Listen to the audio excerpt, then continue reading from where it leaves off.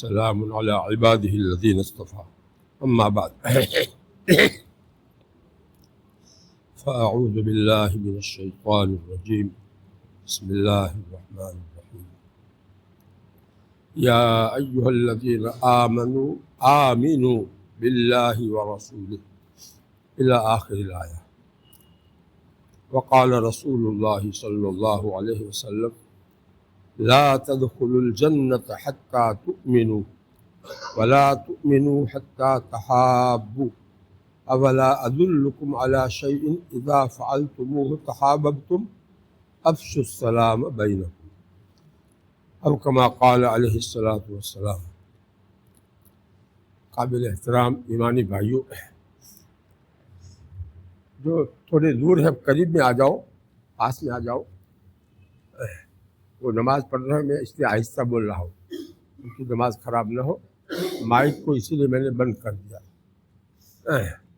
Mic کی وجہ سے نماز خراب ہو رہی تھی. نماز ان کی رکعتیں نہیں ملی تھی، ان کی نماز خراب کرنا میرا مقصد کے خلاف ہے. میں کوئی نماز خراب کرنے کے لیے تھوڑی آیا ہوں. اب سب کی نماز پوری ہو رہی ہے، اب میں بات شروع کروں گا. اب دیکھو اس کی ضرورت ہے کہ نہیں ہے وہ دیکھ لو. لوگ تھوڑے چلو قرآن پاک کی جو آیت کریمہ میں نے پڑھی ہے اس کا ترجمہ یہ ہے. اللہ تعالیٰ فرماتے ہیں اے ایمان والو. بتاؤ کس کو اللہ تعالیٰ مخاطب بنا رہے ہیں؟ ایمان والو. یا ایھا الذین آمنوا، اے ایمان والو. ہم ایمان والے ہیں کہ نہیں ہیں؟ ہم کو بھی اللہ تعالیٰ مخاطب کر رہے ہیں کہ نہیں؟ اور ہم کو مخاطب کر کے کیا حکم دے رہے ہیں؟ آمینو، تم ایمان لاؤ. یہ ترجمہ کریں گے. ایمان تو لائے ہیں، اسی لیے تو اللہ تعالیٰ کہہ رہے ہیں وہ ایمان والو.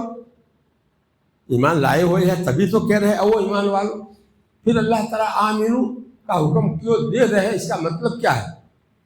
کہ ایمان جو تم لائے ہو اس کے اوپر جمے رہو، کسی حال میں اس ایمان کو چھوڑنا نہیں ہے، چاہے کیسے ہی حالات تمہارے اوپر آ جاوے، لیکن ایمان چھوڑنا نہیں ہے، ورنہ ہمیشہ ہمیشہ کے لیے تم دوزخ میں جاؤ گے. بے ایمان لوگ کہاں جائیں گے ہمیشہ ہمیشہ کے لیے؟ دوزخ میں. اس لیے اللہ تعالیٰ اپنے ایمان لائے ہوئے بندوں کو بہت اہم نصیحت کر رہے ہیں کہ جو ایمان تم لائے ہو اس کے اوپر قائم دائم اور جمے رہو گے مضبوطی کے ساتھ تو تم آخرت میں جنت پا سکو گے. اس لیے کہ حدیث شریف ابھی جو میں نے پڑھی اس میں کیا فرمایا؟ لا تدخلوا الجنت حتی تؤمنوا، کہ تم جنت میں داخل نہیں ہوں گے جب تک کہ تم ایمان والے نہ بن کر کے نہ آؤ. دنیا سے ایمان لے کر کے جب تک نہیں آؤ گے وہاں تک تم کو جنت نہیں ملے گی. یہ اللہ کے نبی صلی اللہ علیہ وسلم فرماتے ہیں ایمان کی ایسی حفاظت کرنی ہے کہ موت تک ہم ایمان کے اوپر قائم رہے، جمے رہے. جب ایمان ہماری موت کا وقت آئے تو اس وقت ہم اللہ پر ایمان دل میں لیے ہوئے ہوں اور ایسی حالت میں ہمیں اللہ کے سامنے ہم جاوے تو کہا جائے گا کہ یہ ایمان والا بندہ آیا ہے ہمارے پاس. یہ اللہ تعالیٰ حکم دے رہے ہیں کہ ایمان کے اوپر موت تک قائم رہنا. وَلَا تَمُوتُنَّ إِلَّا وَأَنْتُمْ مُسْلِمُونَ. نکاح کی اندر جو خطبے میں 3 آیتیں پڑھتے ہیں اس میں ایک آیت یہ بھی ہے کہ تم کو اسلام کے اوپر عمل کی حالت میں ہی تم کو موت آنی چاہیے. جب بھی موت آوے تو تم اسلام کے اوپر رہو، اسلام کے احکامات کے اوپر عمل کرنے والے بنے رہو. جب بھی تم کو موت آوے تو اس وقت تم ایسی حالت میں رہنا، اسلام کے احکام جو بھی ہے اس کو چھوڑنا مت. پورے اسلام کے اندر جو بھی احکام ہے اس کے اوپر موت تک تم کو جمے رہنا ہے. ولا تموتن، ہرگز تم کو موت نہ آوے، الا وانتم مسلمون، مگر یہ کہ تم مسلمان ہو، ایسی حالت میں تم کو موت آوے. بتاؤ کیا مطلب نکلا ان دونوں آیتوں کا، اس حدیث کا کیا مطلب نکلا کہ تمہیں موت تک اسلام کے احکام پر بھی قائم رہنا ہے اور دل کے اندر بھی ایمان کو مضبوطی کے ساتھ قائم رکھنا ہے، اس کے بغیر تم کو جنت نہیں ملے گی۔ دیکھو گناہ کرنے کی نحوست کیا ہے، ایمان خاتمہ جو ہے وہ ہمارا خطرے میں ہو جاتا ہے، ایمان پر خاتمہ ہمارا خطرے میں پڑ جاتا ہے۔ جو لوگ بھی گناہ کرتے ہیں، گناہ والی زندگی گزارتے ہیں، داڑھی مڈانے کا گناہ ہو یا کوئی بھی گناہ ہو، تو یہ گناہ ایسے ہے کہ جس سے آدمی توبہ نہیں کرتا ہے اور اسی حالت میں آدمی دنیا سے جاتا ہے، تو یہ گناہ ایسا ہے کہ اس کی وجہ سے آدمی کا ایمان سلب ہو جاتا ہے۔ شیطان پوری کوشش لگاتا ہے کہ مرنے کے وقت آدمی بے ایمان ہو کر مرے، کفریہ کلمہ زبان سے بک جائے یا دل میں شک پیدا ہو جائے اللہ کے بارے میں، یا اللہ تعالیٰ سے دشمنی پیدا ہو جاتی ہے بعض لوگوں کو۔ یہ ساری دنیا کی میں نے جو راحت کا مکان بنایا ہے، صحت کی ساری چیزیں، وہ اللہ تعالیٰ مجھ سے چھڑوا رہے ہیں، چھڑوانے والے اللہ تعالیٰ ہے، تو اللہ تعالیٰ سے آدمی کو دشمنی پیدا ہو جاتی ہے، ایسی حالت میں مرتا ہے۔ دل کے اندر اللہ تعالیٰ سے اس کو ایسی بیزاری پیدا ہو جائے کہ بتاؤ اس کو ایمان والا کہیں گے؟ دنیا میں بہت کچھ اس نے عیش و آرام کے ساتھ زندگی گزاری اور بہت کچھ بسایا، بہت کچھ کیا، اس کی محبت اتنی دل میں تھی کہ اس کو اب چھوڑنے کے لیے جب موت کے وقت اس کو چھوڑنا اتنا مشکل ہوتا ہے کہ کون چھوڑا رہا ہے مجھے، اللہ تعالیٰ مجھے چھوڑا رہے، تو اللہ تعالیٰ سے اس کو دشمنی پیدا ہو جاتی ہے۔ توبہ توبہ توبہ توبہ، یہ دنیا کی محبت کا نقصان یہ ہے۔ اس لیے دنیا سے محبت کو دل میں مت رکھو، اللہ تعالیٰ کی محبت دل میں پیدا کرو۔ اللہ تعالیٰ کی محبت بھی ہونی چاہیے اور ایمان والوں کی آپس میں محبت بھی ہونی چاہیے، دونوں محبتیں ضروری ہے ایمان کو باقی رکھنے کے لیے۔ اللہ تعالیٰ سے محبت سب سے زیادہ ہونی چاہیے، اللہ کے رسول صلی اللہ علیہ وسلم کی محبت سب سے زیادہ ہونی چاہیے، اپنے ماں باپ سے بھی زیادہ، بیوی بچوں سے بھی زیادہ کس کی محبت ہمارے دل میں ہونی چاہیے؟ اللہ کی اور اللہ کے رسول صلی اللہ علیہ وسلم کی۔ اور اللہ کے رسول صلی اللہ علیہ وسلم جو دین لے کر آئے، دین اسلام، اس کے ساتھ ہم کو محبت ہونی چاہیے۔ اس کے لیے ہمیں جان کی قربانی دینی پڑے تو جان قربان کر دے۔ اگر جو ہے ہماری مسجد کو کوئی شہید کرنے کے لیے آئے تو ہم اس کو برداشت کریں گے؟ ہماری ایمانی غیرت برداشت کرے گی؟ نہیں کرے گی۔ اللہ تعالیٰ ہم سب کو ایسی ایمانی غیرت اور ایمانی طاقت اور روحانی طاقت عطا فرمائے کہ ہم ہر حال میں ایمان کے اوپر جمے رہے، قائم رہے، ایسے ہی حالات آ جائے، دنیا کا کیسا ہی نقصان ہو جائے، جان چلی جائے تو بھلے چلی جائے، لیکن ایمان کے اوپر ہم قائم رہیں گے، ایمان کو کسی حال میں ہم نہیں چھوڑیں گے۔ یہ آپ کے یہاں کے حالات کو سامنے رکھ کر میرے دل میں اللہ تعالیٰ نے جو مضمون ڈالا ہے وہ اس لیے میں قرآن کے آیات اور حدیث کے حوالے سے بیان کر رہا ہوں کہ ہم سب کو اس کے لیے تیار رہنا ہے کہ حالات کچھ بھی ہو، لیکن ہمیں اپنے ایمان کو دل میں بھی اور ظاہر میں اسلام کے جو احکام ہے اس کے اوپر بھی جم کر رہنا ہے، اس میں ذرا بھی کمی نہیں کرنی ہے۔ اگر اس میں کمی کریں گے تو ہمارا ایمان کمزور ہو کر کے خاتمہ ہمارا ایمان پر نہ ہو، اس کا پورا خطرہ ہے، پھر ہمیشہ کے لیے دوزخ۔ اس سے بچنا ہے تو کیا کرنا ہے، اس کے لیے میں نے ایک حدیث پڑھی ہے، اس کا ترجمہ سناتا ہوں۔ ہمارے پیارے نبی صلی اللہ علیہ وسلم فرماتے ہیں کہ لا تدخلوا الجنت حتی تؤمنوا، تم جنت میں نہیں داخل ہوں گے یہاں تک کہ تم ایمان لے کر کے آؤ، ایمان والے بن کر کے جب تک آؤ گے نہیں تم کو جنت نہیں ملے گی۔ معلوم ہے کہ ایمان کی حفاظت موت تک ضروری ہے، ایمان لے کر کے جائیں گے تو ہی جنت ملے گی۔ آگے کیا فرمایا؟ وَلَا تُؤْمِنُوا حَتَّى تَحَابُّوا، کہ تم ایمان والے کب کہلاؤ گے؟ جب تمہارے اندر آپس میں محبت ہوگی، ایک دوسرے کی محبت ہوگی۔ ایک مسلمان بھائی کو دوسرے مسلمان بھائی سے محبت ہونی چاہیے، نفرت نہیں ہونی چاہیے۔ دل میں اگر نفرت ہے دشمنی ہے، بدگمانی ہے، اس کو ہم حقیر سمجھتے ہیں، تو یہ ہمارے ایمان کو بہت زیادہ کمزور کر دینے والی بات ہے۔ ایمان اس کی وجہ سے بہت کمزور ہو جاتا ہے۔ گناہ وہ کرتا ہے تو اس کے گناہ سے نفرت ہونی چاہیے، اس کی ذات سے نفرت نہیں ہونی چاہیے، اور گناہ سے نفرت ایسی ہونی چاہیے کہ اس کو تنہائی میں بیٹھ کر کے پیار شفقت کے ساتھ ہم سمجھاویں کہ بھائی تم یہ گناہ کرتے ہو، نماز میں سستی کرتے ہو، یا یہ کہ داڑھی منڈاتے ہو، یا یہ کہ تم اپنی بیوی پر ظلم کرتے ہو، یا یہ کہ تم اپنے رشتہ داروں سے بولتے نہیں ہو، یہ سب تم اللہ کے احکام کو توڑ کر کے کیا کر رہے ہو؟ تمہارا کتنا بڑا نقصان ہو رہا ہے آخرت کا۔ تم اپنے ایمان کو خراب کر رہے ہو، غصہ کر کے جو ہے لوگوں پر ظلم کر کے اپنا ایمان خراب کر رہے ہو۔ جو غصہ کرنے سے ایمان خراب ہو جاتا ہے، آدمی غصے میں کفریہ کلمہ بھی بک جاتا ہے۔ اس لیے غصہ اتنی بری چیز ہے، یہ ہمارے نبی صلی اللہ علیہ وسلم نے بتایا ہے کہ دیکھو غصہ ایمان کو خراب کر دے گا، اس لیے غصہ مت کرنا۔ تو کتنی چیزیں ہیں ایمان کی حفاظت کے لیے۔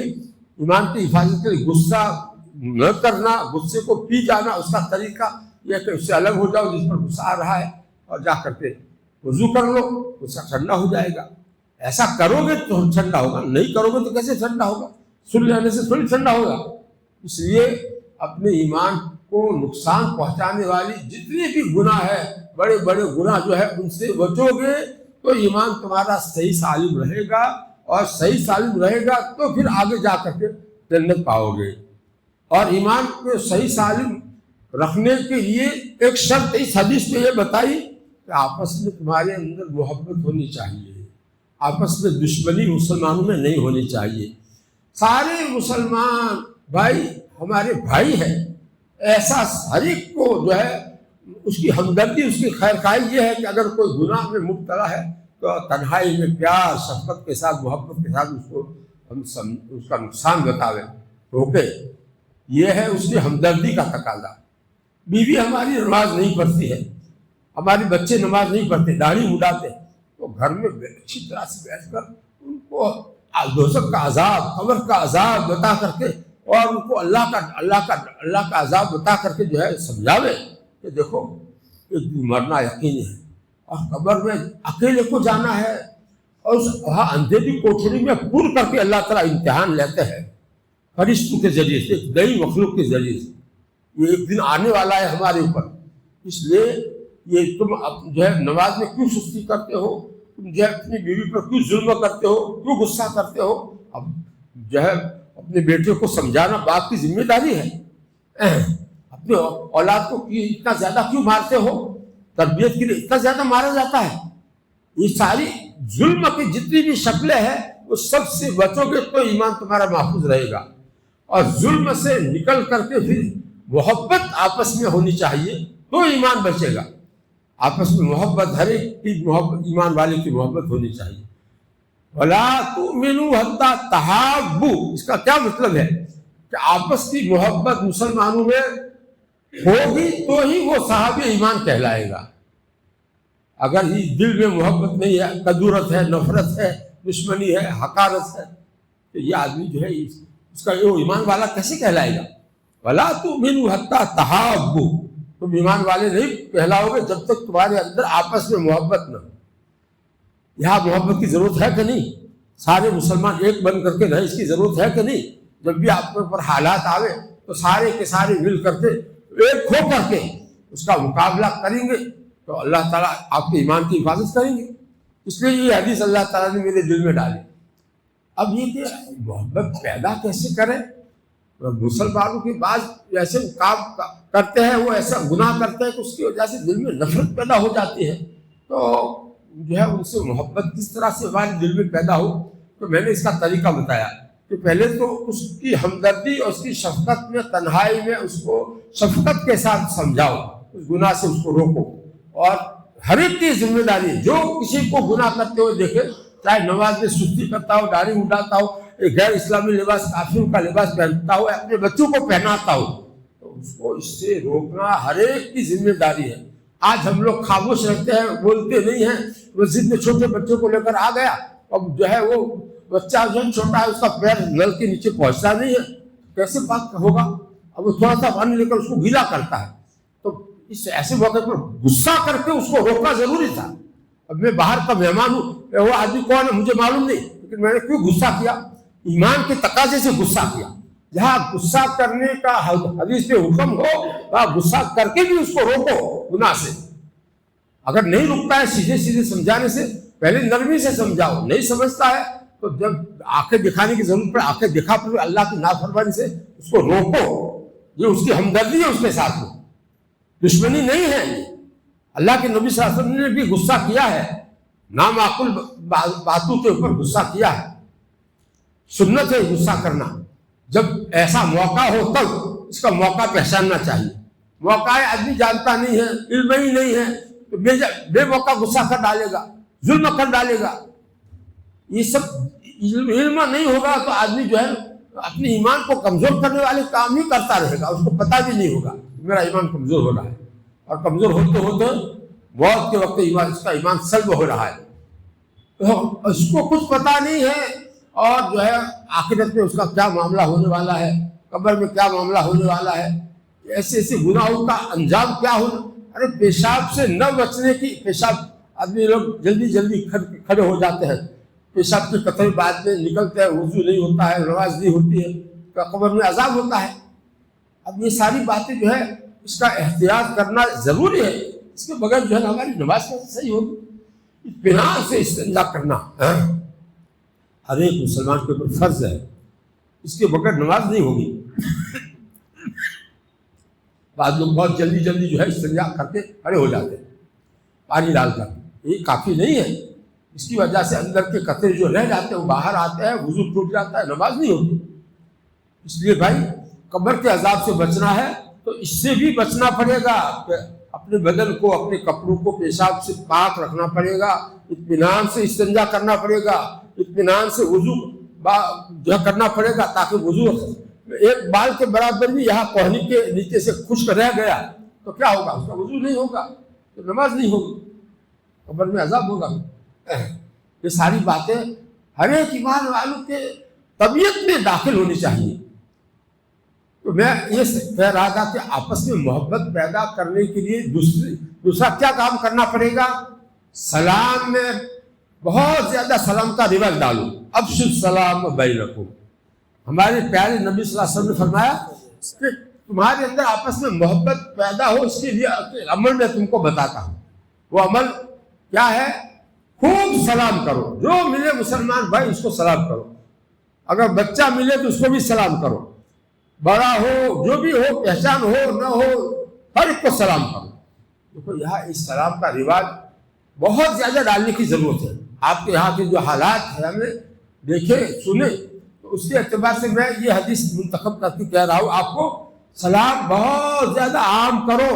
जो भी बार यहाँ तक के हदीस में है कि आपने यहाँ एक आदमी को सलाम किया, फिर वो आदमी इस दरवाजे से उधर आया और हम उस दरवाजे से उधर आए, बीच में ये दीवार का फासला हुआ, तो अब दोबारा वहां मुलाकात हुई, फिर दोबारा सलाम करो। ये हदीस का हुक्म है।